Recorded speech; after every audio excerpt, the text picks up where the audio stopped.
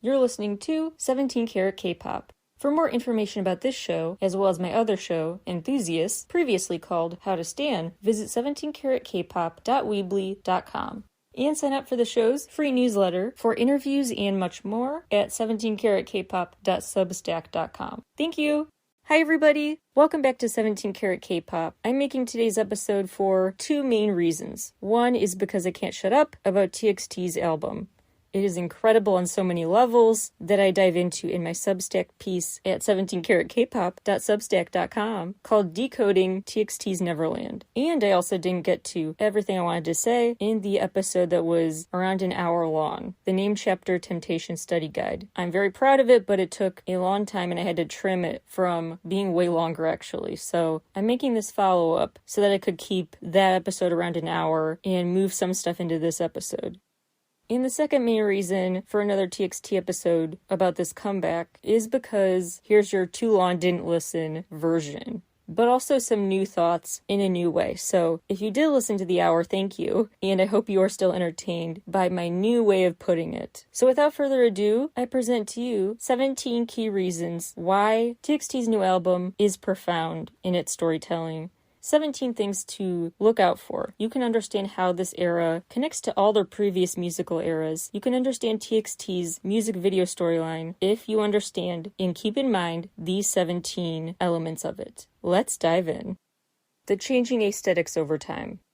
Like I talked about in that episode and that essay, the story of Peter Pan is rooted in many representations of a contrast between a child and adult mind. And it's even given a cool analogy, where the author of Peter Pan wrote about how a kid's mind is very much a bunch of colorful, vivid scribbles. Random, not in a clear order, not organized, full of tons of bright colors, just all over the place, in a good way. Then, as an adult, your mind becomes more like a filing cabinet, not a bunch of scribbles on paper. It's got papers that are very orderly, each has a place. They're usually meant to have some sort of structure to the system they're filed in. TXT's evolution kind of accidentally mirrored that. They started out with the Dream Chapter, really emulating the mind of a child, with stories that did have an important sequential order, but in the very early days, the Dream Chapter Star especially, they didn't. It was very random. They went for a pop-up book / stop-motion movie vibe for Nap of a Star. They went for a very Harry Potter-adjacent fantasy for Runaway. They dressed as freaking cats and dogs in Cat and Dog. And then there was the very brightly colored Crown video. Blue Orangeade went for a computer screen look. The point is the aesthetics were all over the place, not a very continuous theme visually, like the mind of a child, and over time they've taken on a lot more similarities, a lot more continued presence of certain colors, certain shades, lighting, all those subtle details. Still have a ton of variety, but I'm just saying their videos seem to enter a new era of subtle continuity in a cinematic way, like each video now is part of a chapter of the bigger story. Speaking of key colors, number 2 is the color purple. Notably, in their very first intro teaser videos, just for Intro to TXT period as a group, they each had different colors of flowers by them. Some had pink, white, red, or blue, or a combination. So shades of red and blue, you know what that makes? Purple. The color purple has also been there since the beginning. It was the color paint Yeonjun used to paint a fantasy scene in Blue Hour, a daydream, but that turned into a nightmare when the paint dripped all over him and he was found unconscious in a different video. Like their flowers may look purple, but were originally not, purple seems to represent for them something's not what it seems to be at first. Look past the mirage. They have a lot of purple flowers throughout the videos. Plus, in the new Sugar Rush Ride video, Huening-kai holds up a little purple lizard. Number 3. Speaking of those flowers, remember the end of an era represented very starkly with Good Boy Gone Bad in the cemetery scenes. Note that the flowers in that video were all different colors. All the flowers thrown into the grave by all the members staring down into it together. They threw all the colored flowers. Just symbolic of the whole life they've lived so far, just totally being buried as they become new people and start anew. Number 4, butterflies. obviously can be very symbolic of a bunch of things positive: hope, joy, freedom, all the connotations that come with the symbolism of anything that flies, gentleness, grace, a lot of good stuff. Often also a transformation out of a cocoon into a newly blossoming individual. And they've really become super colorful butterflies of all kinds, metaphorically speaking. Remember, the butterflies that filled the scene back in Nap of a Star were all orange. Now they're in so many different colors. Remember what I said before about the more intense and vivid and colorful a scene is in TXT's videos, or just in any literary sense here with a Peter Pan type story, the more vibrant and exciting and grand and blissful and 100% wonderful scene unfolds, the more intense it's a mirage, the more there is below the surface. The brighter one side of a scene, the darker the downside, the hidden side. So the Sugar Rush Ride video is naturally a beautiful, beautiful aesthetic scene because the dream is reaching peak vividness to them. The mirage is getting peak completeness before the high will wear off and they will see the danger and shallowness and darkness beneath it. There is no substance to this island. Number 5. Any reference they make to oceans, boats, waves, sailing, bodies of water, that kind of thing. Referencing their journey. They've had lyrics before about shipwrecks and crashing ashore. Obviously, they're on an island, Neverland, in the Sugar Rush Ride video, and posed by the shore in a set of teaser pics. Also symbolic whenever they have frozen water in their videos too. Like with the Frost era in the Chaos chapter when the world froze in time. And now in life, metaphorically, and maybe literally, they have to escape Neverland and learn to ride the waves and go with the flow. The opposite of water, also meaningful. Whenever something is on fire in their videos, something beautiful set aflame, like the flowers in Good Boy Gone Bad, there are flames in Puma, their beautiful memories were getting destroyed, images of happier, youthful days, destroyed at the start of Can't You See Me, and arguably most symbolic, when the doorway goes up in flames in Runaway. That, in my theories, that's the door that took them to their Neverland. So the door back to reality, back to the real world, up in flames behind them. There's no turning back at that point. Number 7. Both lyrical and visual nods to devils, angels, spiritual forces. For more on this and the ways they've used that kind of terminology to talk about feeling like love was saving them so holy, or feeling like a devil is creeping up on them, that kind of metaphorical discussion. That I talked about at length in the full episode that's an hour about Faust and Mephistopheles, the OG stories of making a deal with the devil, this folklore they draw heavily from, always notable. And also that Yeonjun, who plays a key role in being bad in Good Boy Gone Bad, and before he has a lot of other key moments where he is the most in distress, the most compelled by evil forces. For example, he gets a scratch without that evil creature even having to lay a finger on him. He's also the one, like I said before, found dripping in purple paint, unconscious. He also is messed with when he sees an old bloodied version of himself in a ditch. So evil forces are really messing with him, and he's the character then, represented with devil horns. In contrast, Hyunin Kai has angel wings in some videos, although they tend to be dark angel wings, which is an interesting difference. Number 8. Any reference to, speaking of wings, flying, or wings, broken wings, and still taking that leap of faith. We'll get back to that when we talk about this new album.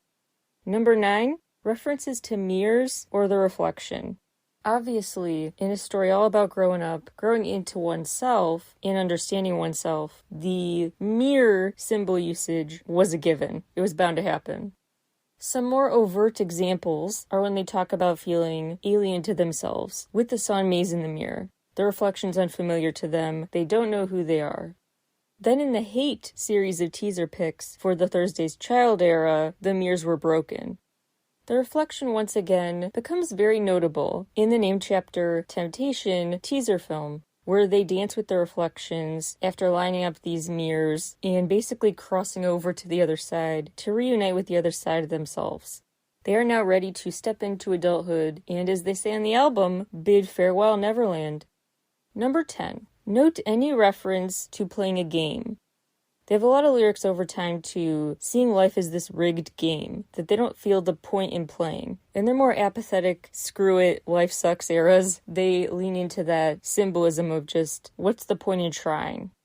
But whether they want to or not, the future will come knocking, and they have to try even if it feels fruitless, which is why Subin ends up with the magical die in his hand, pulled out of the dream world back into his reality in the practice room. Number 11, Diamonds. They've referenced diamonds in several past lyrics and use that kind of terminology about how a diamond is created under a bunch of pressure. That's literally how you make a diamond. And so they will kind of turn from rubble, thrown away, damaged goods into shining, irreplicable diamonds. Like the one that falls to them, symbolizing like an invitation to leave Neverland. An opportunity awaits them to become a diamond in Sugar Rush Ride. Number 12, Feathers. Feathers not only are a part of the angel wings, as well as the whole bird and wing symbolism, but also on their own, feathers have a lot of symbolic meaning. I linked to some reading about its history on my site in the January recap of releases. Other sources linked to there to read related to the themes literary-wise and stuff in this discussion. Anyway, feathers have a profound, long-term symbolism. They represent freedom, hope, strength, often spiritual growth, ascension, entering like a higher place, religiously, spiritually, good things. Because a bird flies closer to the spirit world than a human ever could. It also often refers to connection, and a tighter connection with the spiritual world. It's apparently one of the most cited symbols you'll find in the Bible. But the reference has been incorporated into many different religions. In ancient civilizations, feathers were known to be associated with the sky that the gods and goddesses were thought to inhabit, and this Egyptian goddess, represented by the feather, Ma'at, is the goddess of truth and order. And to this day, feathers are known to represent justice, peace, good things, as a part of religious rituals too. They've also come to represent traveling freely, just going through life in the wind, blowing wherever the wind goes, wherever life pulls you, feeling light as a result of moving beyond mental roadblocks, mentally and literally traveling. Not worrying if you have a map or a compass, but moving forward anyway, enjoying the lack of structure, embracing it. Carries the meaning of TXT's story that I wrote about on Substack. They're learning finally to embrace adulthood. They no longer feel so comforted in the familiarity and lack of growing up that Neverland provides. They're ready to embrace the unknown, not as scary and worth hiding from by going back to your inner child, but something to be excited about. The unknown future of adulthood is something you can treat as a cool opportunity to work without a roadmap, to embrace adventure and unpredictability. They realize the stagnant life of just playing all day as a kid on Neverland no longer fulfills them. They're ready for bigger and better things. Scarier things, but better ones. They're ready to take that plunge. And by doing so, ironically, they find out they can drop a lot of emotional baggage that was holding them back in childhood. The baggage mentally stopping them from growing up. And now they can truly fly, feeling light as a feather. Number 13, Huening-Kai's close-up. He gets the last close-up of Sugar Rush Ride, and he's the one with the paradox in him, the dark angel wings. He's allowed himself to become a complex, nuanced figure, and so he is growing up, embracing the shades of gray in life, seeing things in different dimensions and layers in ways that a kid does not. Kids think more cut and dry, but he is a paradox, and he's embracing it. So for his character to be the one with the final close-up feels notable. He is an angelic cloak on a nightmarish reality. He is the ultimate representative of what Neverland represents. We also see him kind of representing this potential to develop into a more full-fledged person by allowing yourself to not have stunted growth into adulthood, with him taking the steps into another world basically, and eternally. Number 14. The endings to their songs. The ways they end their songs often just feel very perfect narratively. The Devil by the Window ending with a gasp for air, that's a perfect way to do it. And then transitioning into the next song, Sugar Rush Ride. Like The Devil by the Window, Peter Pan, with promises of a beautiful eternal childhood, actually just basically drowns them on his island. They take the plunge, and he won't let them come up for air and feel as light as a feather as they mature, because maturing is a sin in Neverland. You're not allowed to grow up. It's also a really fitting fall back to earth as they sing Fallen on Farewell Neverland. And it ends with this guitar strum that is just kind of peaceful. It just has this air of satisfaction. Like, okay, we're comfortable with our decision. The unsettling atmosphere set by Devil by the Window at the top of the album is gone by the end. And there's this sense of almost peace, but still mystery and suspense in a way, but confidence in the outro. The order of the track list was really perfectly done. Also because it kind of has a mountain and valley feel, up and down like a roller coaster. You go on the Sugar Rush Ride, then the more mellow Happy Fools, your lazy day lounging in Neverland, before you realize the deep, dark sadness of this place that is frozen in time. And when it dawns on them, this is no escapism at all. They're trapped. They trap themselves. That darkness starts to lure its head in tinnitus. And then they decide it's best for them long-term to leave this place ASAP on Farewell Neverland. Really wonderful, cohesive job with this concept album. Number 15.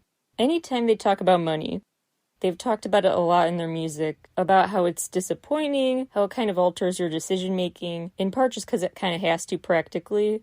It becomes a bigger factor in your life, some ways unavoidably.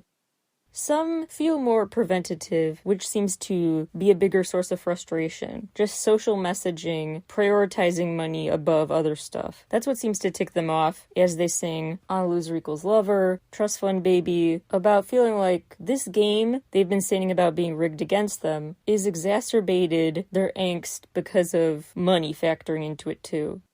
And TXT's entire discography revolves around the question, what leaves you bankrupt? Like literally, but also emotionally, socially, spiritually. What is leaving you bankrupt? Energy-wise, what bankrupts you?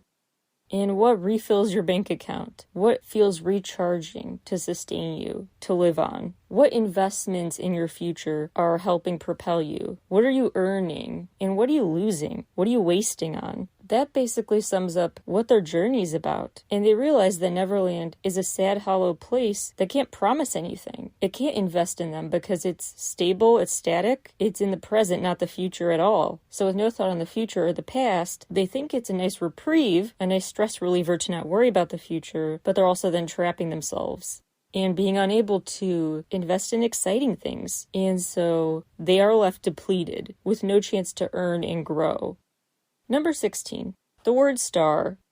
Super meaningful for them on so many levels, and I love that it's part of the title of Tinnitus. Tinnitus, and then the parentheses, wanna be a rock. And the lyrics keep reiterating, I'll just be the rock in Rockstar, take the star out of it. It reminded me of that iconic, to me iconic, funny Keke Palmer interview where she's like, if I could be anything, I would be a rock. Mess with people who step on me, be in the way, but it's a way funnier answer how she put it, but they're ready to be steady as a rock and not do much. They want to take away the star. The star in a rock star, it just is such a perfect title for their song because not only are they just being humorous like always, love their unique song titles with parenthetical phrases and when they pose questions, kind of, or just prompt you to be like, what the heck? But also because it perfectly goes with their story with the word star, which is so charged for them. Because first of all, the Star Seekers, they are webtoon alter egos as the members of Star One. Those are part of this canon as well. So it's alluding to giving up star power in multiple ways.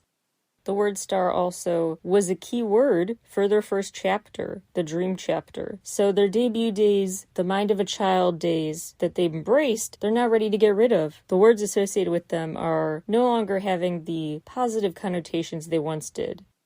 So they kind of represent a new beginning they want, while at the same time, they are referring to being a rock. Like, they do want to be stable just in Neverland and not have to grow up, but by taking the star out of Rockstar, they are growing up and changing their view on fame.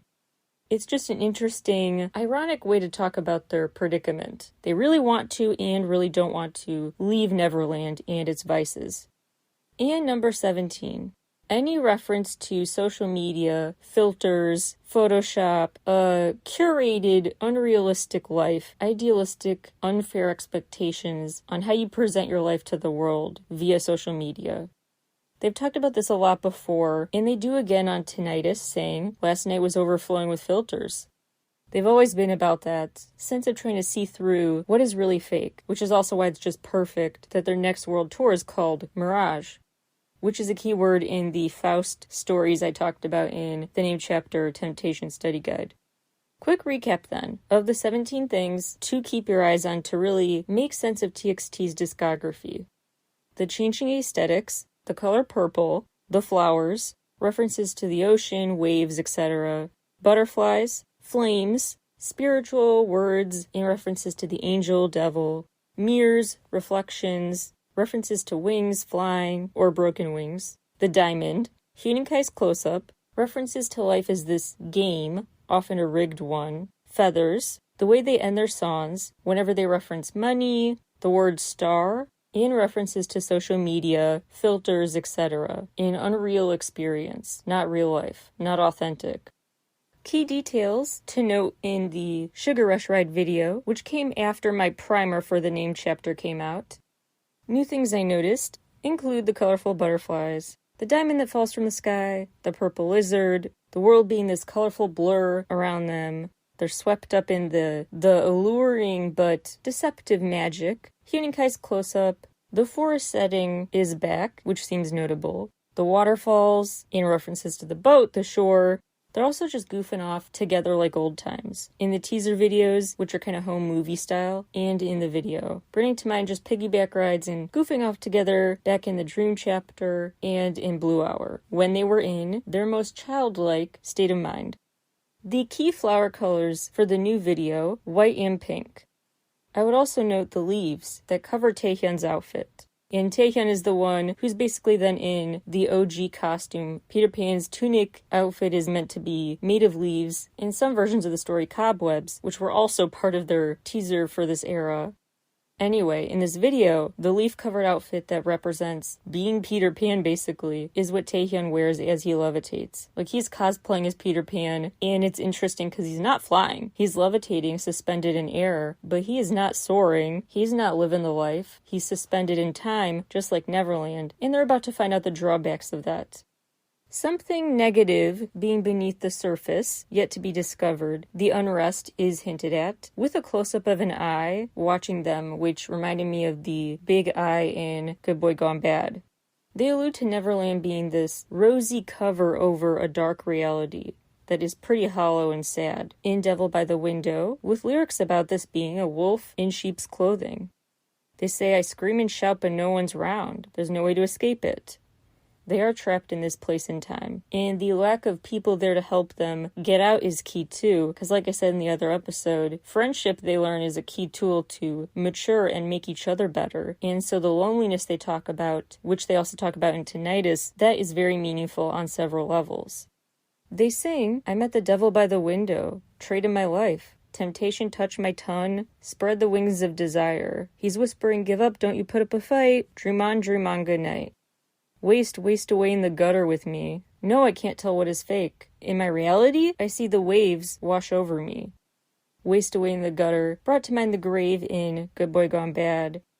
And then, of course, talk about what's fake, what's not. Goes back to their commentary about social media filters and what's really a mirage.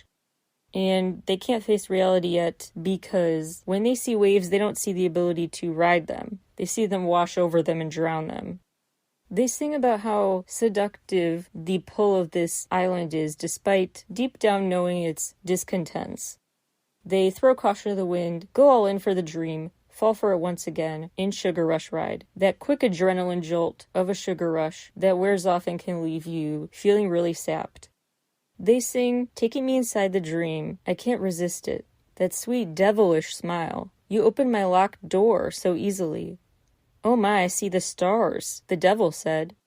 It also seems fitting that Taehyun gets the outro, where they say, you're bad, you liar. What did you do to me, sugar? This levitating character is now like, this was not what you promised me, careful what you wish for kind of a thing. Happy Fools, featuring Coi Leray, has lyrics with the most references to what bring to mind the childlike mentality I laid out before in Substack and stuff. Like how children process the world more based on their own needs. You just are inherently, psychologically, cognitively, more self-centered as a kid. And as you get older, a key sign of growing up is when you become more empathetic and more able to view the world outside of the self. You notice the other, not just the self.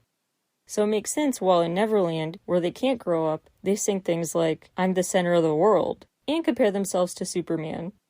They have these notable contradictions in the lyrics here about things like, I'm trapped in a sweet moment, leave the worries to the me of tomorrow. They're trapped in the goodness. It's an interesting, ironic way to phrase it. They also say, the pleasant taste of laziness, a dreamlike, guilty pleasure. They are kind of recognizing this place is not what it is claiming to be, but they still fall for it. Shout out to my bias Yeonjun, by the way, for writing the first melody top line for the group ever, and just all of them because this song was a group effort. And side note, I don't know why, but I really like the phrase Gucci coats and kisses. I don't know, it feels like something. Like it belongs on a t-shirt or the name of a company or something. Gucci coats and kisses? I don't know, someone should trademark that. Tinnitus, aka Wanna Be a Rock, was written by Yeonjun and Taehyun.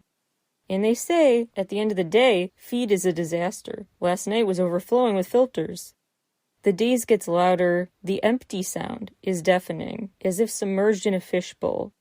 Bruises and tinnitus fill it up. In the empty noise, feel so lonely.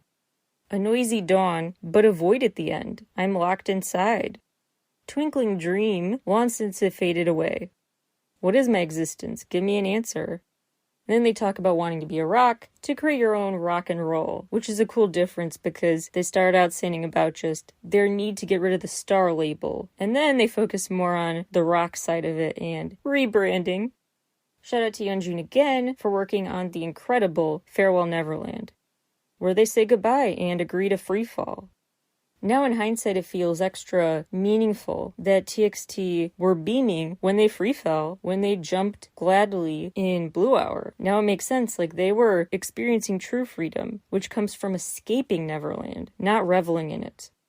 Another notable aspect is that they realize you can't see that rainbow of symbolic colors if all you have is purple, right? If all you have is one color, you don't have a rainbow. You can't have rainbow without rain. You can't have a gloomy day without the sunshine, vice versa too. You can't have a good day if you don't have a bad day. And in Neverland, every day is the same, so those days are nothing. They're just empty. And they need that variety, even if it's scary again. So they sing, every day is the same, a kiss from the sun that never sleeps. No one can see the stars, a paradise full of lies. My last refuge, I hope, for endless flying, trying to spit out that cruel lie, the paradise of irresponsible dreams. I'll say my last goodbye, my Peter Pan, time to fall. Interesting that they still indicate there is an inner child in them with the my Peter Pan wording. Again, the mind of a child is focused on not the your or the our, but my. Thinking about the world in just a technically self-centered way. Still there as they say, my Peter Pan. It's also kind of a way to talk about Peter Pan in terms of just endearment. Like they're saying goodbye, but part of them is still not parting willingly. Almost like a goodbye to a lover when you have to go away. It's made extra morally complex and emotionally complex for them to make this decision with that wording. I'm just amazed by this because in so many ways this album has so many little details that really add up to make this big, nuanced, layered, complex, thought-provoking story. From start to finish, the instrumental details, the vocals, the lyric details, the details in the visual components for this era, everything was given such care to add to the full picture. And this concept is I'm just so blown away by them. I also must admit a bit of personal bias here because I am a MOA, but also because, like I talked about in my NCT concert review episode, certain artists' music just hits me a certain way because I'm autistic and I have very severe sensory issues. The way music kind of calms my brain and transports me to another world, basically, is kind of beyond what it would be for neurotypical people who listen to music.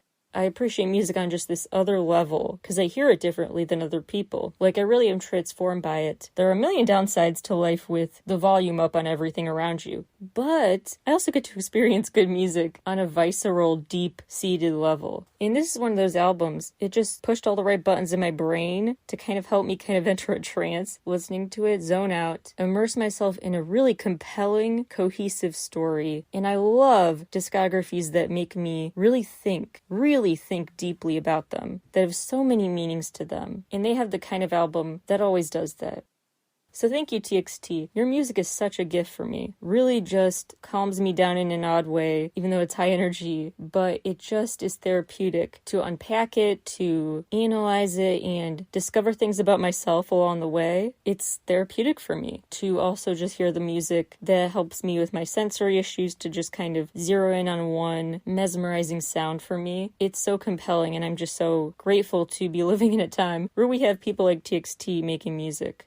Before I go, I do just want to say a quick apology. I think I accidentally said Yeonjun when I meant to say Taehyun in referring to the last person to leave the scene where the door's up in flames. The one who stuck around to linger and watch that was actually Taehyun. And I realized listening back later, wait, I think I just said Yeonjun because he's my bias and I guess I go to him for everything. But yeah, that was Taehyun, so sorry about that. So much more I could say, but that's enough for now. Thank you all so much for tuning in. I hope you really appreciate the work on a deeper level now. And please read my full essay. It's called Decoding TXT's Neverland. That reframes and clarifies what I talked about today and in that other episode for this chapter of their story. I will talk to you all again very soon. Bye, everybody!